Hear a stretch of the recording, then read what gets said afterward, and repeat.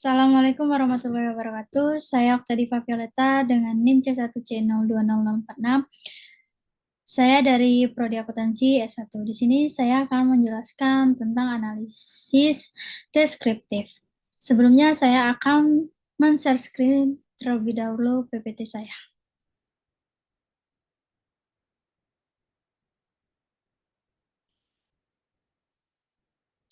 Analisis deskriptif.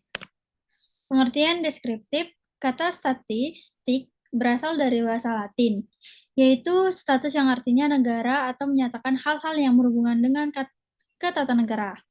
Pengertian statistik ini kemudian berkembang sesuai dengan perkembangan zaman. Analisis deskriptif adalah merupakan bentuk analisis data penelitian untuk menguji generasi hasil penelitian berdasarkan satu sampel. Analisis deskriptif ini menggunakan satu lebih dari bersifat mandiri. Oleh karena itu, analisis ini tidak berbentuk perbandingan atau berhubungan. Ciri-ciri deskriptif.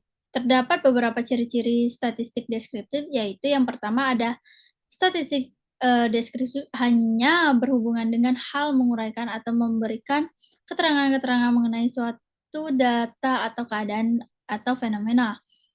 Dan yang kedua ada statistik deskriptif, menjelaskan atau menggambarkan berbagai karakteristik data, seperti berupa rata-rata, simpangan baku, kemiringan, dan kerugian kurva, dan lain-lain. Dan yang ketiga ada analisis deskriptif yang digunakan untuk menguji generalisasi hasil penelitian berdasarkan satu sampel dan satu variabel. Yang keempat ada deskripsi tujuan untuk mengubah kesekumpulan data mentah menjadi bentuk yang lebih mudah dipahami yang berbentuk informasi yang lebih ringkas. Dan yang terakhir ada metode deskriptif digunakan untuk mendeskripsikan atau menggambarkan data yang terkumpul. Di sini ada jenis-jenis deskriptif. Yang pertama ada studi kasus, dan yang kedua ada survei, dan yang ketiga ada studi perkembangan, dan keempat ada studi tindak lanjut, dan yang kelima ada analisis dokumenten, dan yang terakhir ada analisis kecenderungan. Dan langkah-langkah deskriptif ini dalam penelitian deskriptif memiliki langkah yang penting, yaitu sebagai berikut. Yang pertama, mengidentifikasi adanya permasalahan yang signifikan untuk dipecahkan melalui metode deskriptif. Yang kedua ada membatasi dan merumuskan permasalahan secara jelas. Dan yang ketiga ada menentukan tujuan dan manfaat penelitian. Dan yang keempat ada melakukan studi pustaka yang berkaitan dengan permasalahan. Dan yang kelima ada menentukan kerangka berpikir dan pertanyaan penelitian dan atau hipotesis penelitian.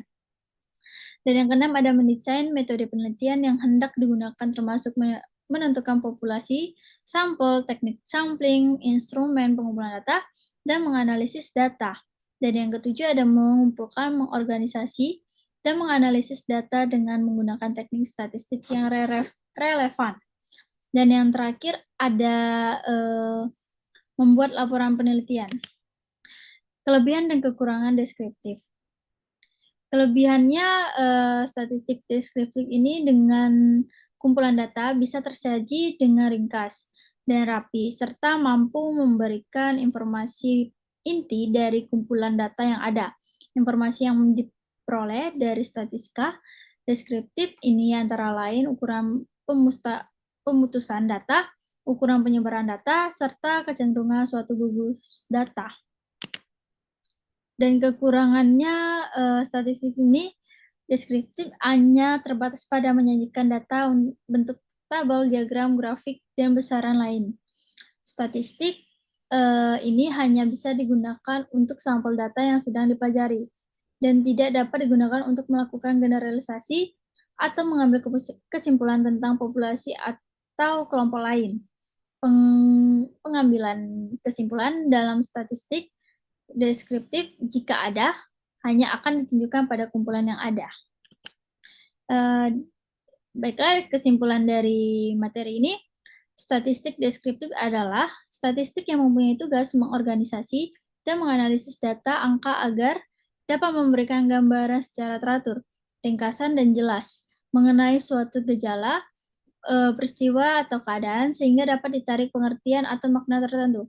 Statistik deskriptif memiliki ciri-ciri seperti menerangkan suatu keadaan, menggambarkan karakteristik data, dan lainnya. Adapun jenis statistik deskriptif berdasarkan skala pengukuran data diuji dengan dua cara, yaitu uji binominal dan uji Cheat kuadrat, di mana tujuan penelitian deskriptif dilaksanakan untuk mengetahui nilai dari variabel mandiri yang berjumlah minimal satu variabel tanpa membuat komparasi atau mengkorelasikan dengan variabel lain. Baiklah, terima kasih sebelumnya. Mungkin itu saja yang dapat saya sampaikan. Lebih dan kurangnya saya mohon maaf. Saya akhiri. Wassalamualaikum warahmatullahi wabarakatuh.